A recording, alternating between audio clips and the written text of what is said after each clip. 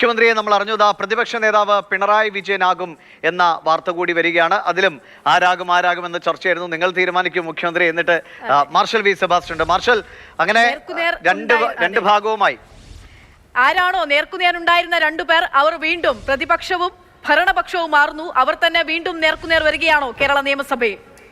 സ്വാഭാവികമായിട്ടും അക്ഷയ, കാരണം പ്രതിപക്ഷ നേതാവിനെ തെരഞ്ഞെടുക്കേണ്ടത് യഥാർത്ഥത്തിൽ സ്പീക്കറിന്റെ തെരഞ്ഞെടുപ്പ് കഴിഞ്ഞതിന് ശേഷം അദ്ദേഹം ആ സഭയിലുള്ളവരിൽ നിന്ന് ഏറ്റവും വലിയ കക്ഷിയുടെ ഒരു നേതാവിനെ തിരഞ്ഞെടുക്കുന്നു എന്നുള്ളതാണ് അതിന്റെ ചട്ടം. എന്നാൽ പ്രതിപക്ഷ നേതാവിനെ എന്തുകൊണ്ട് തിരഞ്ഞെടുക്കുന്നില്ല എന്നുള്ള ചോദ്യത്തിനുള്ള മറുപടിയാണ് 2 ദിവസമായി ചേരുന്ന CPM-ന്റെ സംസ്ഥാന നേതൃയോഗത്തിൽ ഇപ്പോൾ ഉണ്ടായിരിക്കുന്നത്. പ്രതിപക്ഷ നേതാവായിട്ട് പിണറായി വിജയൻ എത്തുന്നു എന്ന് മാത്രമല്ല, കഴിഞ്ഞ 2 സർക്കാരുകൾ 15, 14 2 നിയമസഭകളിൽ മുഖ്യമന്ത്രി സഭയുടെ നാഥനായിരുന്ന പിണറായി വിജയൻ 16-ാം നിയമസഭയിൽ അദ്ദേഹം പ്രതിപക്ഷ നേതാവാകുന്നു. എന്നാൽ 15-ാം നിയമസഭയിൽ പ്രതിപക്ഷ നേതാവായിരുന്ന VD സതീശൻ മുഖ്യമന്ത്രിയാകുകയും ചെയ്യുന്നു എന്നുള്ളതാണ് 16-ാം നിയമസഭയുടെ പ്രത്യേകത. ഔദ്യോഗികമായിട്ട് ഇനിയും ഒരു പ്രതിപക്ഷ നേതാവിനെ തെരഞ്ഞെടുക്കുന്നത് ഇനിയും സഭാ സമ്മേളനം ചേരുമ്പോഴായിരിക്കും. 16-ാം നിയമസഭയുടെ 1-ാം സമ്മേളനത്തിലായിരിക്കും MLA-മാരുടെ സത്യപ്രതിജ്ഞയ്ക്ക് ശേഷം പ്രതിപക്ഷ നേതാവിനെ തെരഞ്ഞെടുക്കുക. അതിനു മുമ്പ് തന്നെ ഏറ്റവും വലിയ പ്രതിപക്ഷ നേതൃനിരയിലെ ഒറ്റകക്ഷി എന്ന നിലയിലെ 35 പ്രതിപക്ഷ അംഗങ്ങളുള്ളതിൽ ഏറ്റവും കൂടുതൽ MLA-മാരുള്ള CPM-ന്റെ നേതാവിനെ തന്നെ വരണം. അതുകൊണ്ട് പിണറായി വിജയനെ പ്രതിപക്ഷ നേതാവിനെ തെരഞ്ഞെടുക്കുന്നു. അതോടൊപ്പം തന്നെ മറ്റൊരു ആവശ്യം CPI ഉന്നയിച്ചിട്ടുള്ളത് പ്രതിപക്ഷ ഉപനേതാവിനെ വേണമെന്നുള്ളതാണ്. പ്രതിപക്ഷ ഉപനേതാവ് എന്നുള്ളത് ചട്ടങ്ങളിൽ വരുന്നതല്ല. അതുകൊണ്ട് തന്നെ സ്വാഭാവികമായിട്ടും അക്കാര്യത്തിലൊരു തീരുമാനം ഉണ്ടായിട്ടില്ല.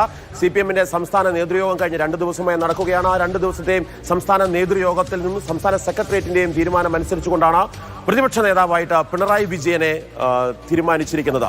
മാർഷൽ, ഇത് ഏകാഭിപ്രായത്തിൽ തന്നെയായിരുന്നോ? മറ്റ് നേതാക്കളുടെ പേരുകളൊന്നും ഉയർന്നു വന്നില്ലേ? ഇത് ഒരുപാട് ഇങ്ങനെ ചർച്ചകൾ നടന്നിരുന്നല്ലോ. ദിവിഷ, ഇതിൽ നമ്മൾ മനസ്സിലാക്കേണ്ടത് CPM-ന്റെ നേതൃത്വത്തിൽ പോളിറ്റ് ബ്യൂറോ അംഗമായിട്ടുള്ള വിജയിച്ച ആൾ എന്ന് പറയുന്നത് പിണറായി വിജയനാണ്. മറ്റൊന്ന് കേന്ദ്ര കമ്മിറ്റി അംഗമായുള്ള KN ബാലഗോപാലാണ്. സംസ്ഥാന സെക്രട്ടേറിയറ്റ് അംഗമായ റിയാസുമാണ് മുന്നിലുള്ളത്. ഇതിൽ സ്വാഭാവികമായിട്ടും ഒരു പോളിറ്റ് ബ്യൂറോ അംഗം നിൽക്കുമ്പോൾ, അദ്ദേഹം 2 തവണ കേരളത്തിന്റെ മുഖ്യമന്ത്രിയായിരുന്ന ഒരു മുതിർന്ന നേതാവ് നിൽക്കുമ്പോൾ അദ്ദേഹത്തെ മാറ്റി നിർത്തിക്കൊണ്ട് ഒരു പ്രതിപക്ഷ നേതാവിനെ ചിന്തിക്കേണ്ടതില്ല എന്നുള്ളൊരു തീരുമാനം ആദ്യം തന്നെ CPM-ന്റെ സംസ്ഥാന സെക്രട്ടേറിയറ്റ് തീരുമാനിച്ചിരുന്നു. എന്നാൽ പോളിറ്റ് ബ്യൂറോ യോഗം നടക്കുന്ന സമയത്ത് ഈ തീരുമാനം സംസ്ഥാന സമിതി കൂടി ചർച്ച ചെയ്തതിനു ശേഷം എടുത്താൽ മതി എന്നുള്ള നിർദ്ദേശം വരികയും അതിന്റെ കൂടി അടിസ്ഥാനത്തിലാണ് CPM-ന്റെ സംസ്ഥാന നേതൃയോഗം, വളരെ വിശാലമായ സംസ്ഥാന നേതൃയോഗമാണ് നടക്കുന്നത്. നമ്മൾ ഒരുപക്ഷെ കോൺഗ്രസിലെ ഒരു മുഖ്യമന്ത്രിയെ കണ്ടെത്തുവാൻ വേണ്ടിയിട്ടുള്ള ആ തിരക്കിനിടയിൽ വിട്ടുപോയതാണ്. കഴിഞ്ഞ 2 ദിവസമായി ചേരുന്ന CPM-ന്റെ സംസ്ഥാന സമിതി യോഗങ്ങളിൽ പല കാര്യങ്ങളും ചർച്ച ചെയ്യപ്പെട്ടു. അതിൽ പിണറായി വിജയനെതിരെയുള്ള വിമർശനങ്ങളുണ്ട് എങ്കിൽ തന്നെയും അദ്ദേഹത്തിനെതിരെ ഉയർന്നു വന്നിട്ടുള്ള വിമർശനങ്ങളെല്ലാം തന്നെ അദ്ദേഹം മുഖ്യമന്ത്രി എന്ന നിലയിൽ പാർട്ടിയെ നയിച്ചും അല്ലെങ്കിൽ സർക്കാരിനെ നയിച്ചും മുന്നോട്ട് വന്നപ്പോൾ ഉണ്ടായതാണ്. അത് വ്യക്തിപരമായ രീതിയിലേക്ക് എടുക്കേണ്ടതില്ല എന്നുള്ളൊരു ചർച്ചയാണ് സംസ്ഥാന സമിതി യോഗത്തിൽ വന്നിട്ടുള്ളത്. അതിന്റെ കൂടി അടിസ്ഥാനത്തിലാണ് മുതിർന്ന നേതാവായിട്ടുള്ള പിണറായി വിജയൻ സർക്കാരിന്റെ നയങ്ങളെ വിമർശിക്കുന്നതിൽ ഏറ്റവും ശക്തമായ ശബ്ദം 16-ാം നിയമസഭയിൽ പ്രതിപക്ഷ നേതാവ് എന്ന നിലയിൽ പിണറായി വിജയന് നൽകാൻ കഴിയുമെന്നുള്ള തീരുമാനത്തിലേക്ക് സംസ്ഥാന സമിതി എത്തിയത്. അതിന്റെ കൂടി അടിസ്ഥാനത്തിലാണ് പിണറായി വിജയൻ എന്നുള്ള ഒറ്റ പേരിലേക്ക് എത്തിയത്. അതല്ലെങ്കിൽ KN ബാലഗോപാൽ അദ്ദേഹം പ്രതിപക്ഷത്തെ നയിക്കണം എന്നുള്ളതാണ്. ഒപ്പം തന്നെ K രാജന്റെ പേര് പ്രതിപക്ഷ ഉപനേതാവ് സ്ഥാനത്തേക്ക് CPI നിർദ്ദേശിച്ചിട്ടുണ്ട്. ഇക്കാര്യം CPM-ന്റെ യോഗത്തിൽ ചർച്ച വന്നിട്ടില്ല. ഇനിയും 16-ാം നിയമസഭ ചേരുന്ന സമയത്ത് പ്രതിപക്ഷത്തെ ഏറ്റവും വലിയ ഘടകകക്ഷി എന്ന നിലയിൽ CPM അവരുടെ പ്രതിപക്ഷ നേതാവ് എന്നുള്ള നിർദ്ദേശം പിണറായി വിജയനിലേക്ക് വെക്കും. അദ്ദേഹത്തെ അവിടെ തെരഞ്ഞെടുക്കും എന്നുള്ളതാണ് ചട്ടം. മാർഷൽ, അങ്ങനെ നിഴൽ മുഖ്യമന്ത്രിയാകുന്നു.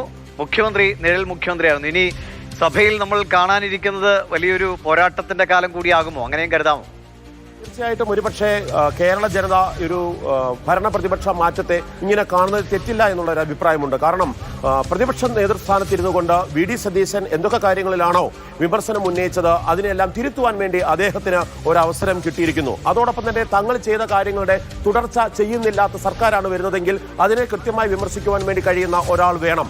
അങ്ങനെയെങ്കിൽ കേരളത്തിന്റെ പ്രതിപക്ഷ നേതാവ് അല്ലെങ്കിൽ കൃത്യമായ രീതിയിൽ ആ കാര്യങ്ങൾ തുറന്ന സഭയിൽ പറയുവാൻ സാധിക്കുന്ന മുതിർന്ന നേതാവ് എന്ന നിലയിൽ തന്നെ നമ്മൾ പിണറായി വിജയനെ കാണണം. കേരളത്തില് അല്ലെങ്കിൽ കമ്മ്യൂണിസ്റ്റ് പാർട്ടികൾ ഇന്ന് ജീവിച്ചിരിക്കുന്ന സീനിയർ നേതാക്കളിൽ ഒരാളാണ് അദ്ദേഹം. മുതിർന്ന നേതാവാണ്. അതുകൊണ്ട് തന്നെ നിയമസഭയുടെ ചട്ടങ്ങളും കാര്യങ്ങളുമെല്ലാം കൃത്യമായി അറിയുകയും അതനുസരിച്ച് കാര്യങ്ങൾ കൊണ്ടുവരാൻ വേണ്ടി കഴിയുന്ന ആളാണ്.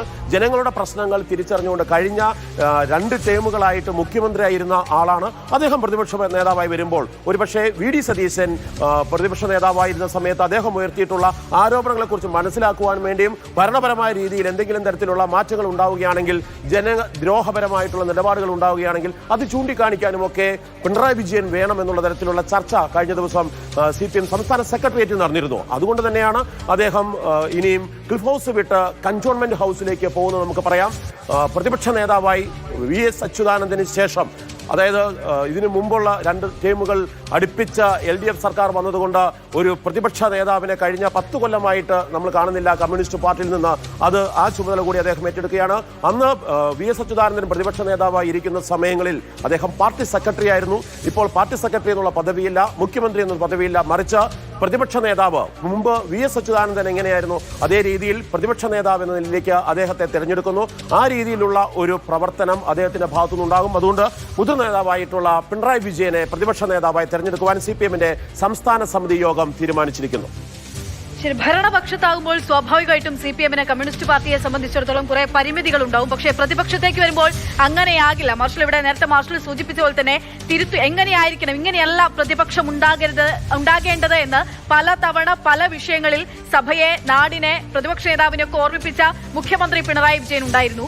അപ്പോൾ ആ ഓർമ്മപ്പെടുത്തലിന് ഉതകുന്ന തരത്തിലേക്ക് അദ്ദേഹം മാറുമോ? ഒപ്പം തന്നെ പ്രതിപക്ഷത്താകുമ്പോൾ ഭരണപക്ഷത്ത് നമ്മൾ ഈ പറഞ്ഞ പോലെ ഉണ്ടാകുന്ന കുറെ പരിമിതികളുണ്ട്. അതിനപ്പുറത്തേക്ക് അതിശക്തരായിട്ടുള്ള ഒരു നേതാവായി പിണറായി വിജയനെ നമ്മൾ മുൻപൊക്കെ പലവരും കണ്ടിട്ടുള്ള പോലെ, പാർട്ടി സെക്രട്ടറിയൊക്കെ കണ്ടിട്ടുള്ള പോലെ, അതുപോലെ ഒരു ശക്തരായ തലത്തിലേക്ക് ആ ഒരു നേതാവിന്റെ രൂപം അല്ലെങ്കിൽ ആ തലത്തിലേക്ക് സഭയിൽ നമുക്ക് പിണറായിയെ കാണാൻ സാധിക്കും. തീർച്ചയായിട്ടും. പക്ഷേ അതായത് 4 പതിറ്റാണ്ടോളം CPM എന്ന വലിയ സംഘടനയെ നയിക്കുകയും അതോടൊപ്പം തന്നെ 10 വർഷം കേരളത്തിന്റെ മുഖ്യമന്ത്രിയായിരിക്കുകയും ചെയ്ത ഒരു നേതാവാണ് അദ്ദേഹം. അതുകൊണ്ട് തന്നെ അദ്ദേഹത്തിന് കേരളത്തിന്റെ അടിസ്ഥാന പ്രശ്നങ്ങൾ അറിയാം. ഭരണപരമായിട്ട് ഏതൊക്കെ തരത്തിൽ ഇടപെടാൻ സാധിക്കും. ഇപ്പോൾ ഉദാഹരണത്തിന് കേന്ദ്ര സർക്കാരുമായിട്ടുള്ള പല കരാറുകളും ഒപ്പിടേണ്ടി വരും, കേന്ദ്ര സർക്കാരിന്റെ പല ഫണ്ടുകളും സ്വീകരിക്കേണ്ടി വരും. അതിൽ കേരള ജനതയ്ക്ക് ഏതാണോ ഗുണകരമാകുക, അതിൽ രാഷ്ട്രീയ ഭേദമന്യേ ആ വിഷയങ്ങളിലെല്ലാം തന്നെ ഉചിതമായിട്ടുള്ള ഭരണപരമായ നയപരമായ തീരുമാനം എടുത്തിട്ടുള്ള നേതാവാണ് പിണറായി വിജയൻ എന്ന് പറയാം. അതുകൊണ്ട് തന്നെ വി.ഡി. സതീശൻ അത്തരമൊരു നിലപാട് സ്വീകരിച്ചാൽ അദ്ദേഹത്തിന് അതിനെ എതിർക്കുന്നതിനകത്ത് പരിമിതി ഉണ്ടാകുമെന്നുള്ളതാണ്. എന്നാൽ അതേപടി തന്നെ അത്തരം കാര്യങ്ങൾ ഭരണപക്ഷത്തൊന്നും വി.ഡി. സതീശൻ എടുത്തിട്ടില്ലെങ്കിൽ, മുഖ്യമന്ത്രി നിലയിൽ അദ്ദേഹം അത് ചെയ്തിട്ടില്ലെങ്കിൽ, നിയമസഭയിലും പൊതുസമൂഹത്തിന് മുന്നിലും മുമ്പ് ഞങ്ങൾ ഇത് ചെയ്തിരുന്നു എന്ന് ചൂണ്ടിക്കാണിക്കാനും അതോടൊപ്പം തന്നെ നല്ലൊരു പ്രതിപക്ഷ ശബ്ദമാകുവാനും അദ്ദേഹത്തിന് സാധിക്കും. മിസ്റ്റർ CM എന്ന് വിളിച്ചുകൊണ്ട് വി.ഡി. സതീശൻ എങ്ങനെയായിരുന്നോ കഴിഞ്ഞ 2 നിയമസഭകളിൽ, 14ാം കേരള നിയമസഭയിലും 15ാം കേരള നിയമസഭയിലും എങ്ങനെയാണോ അദ്ദേഹം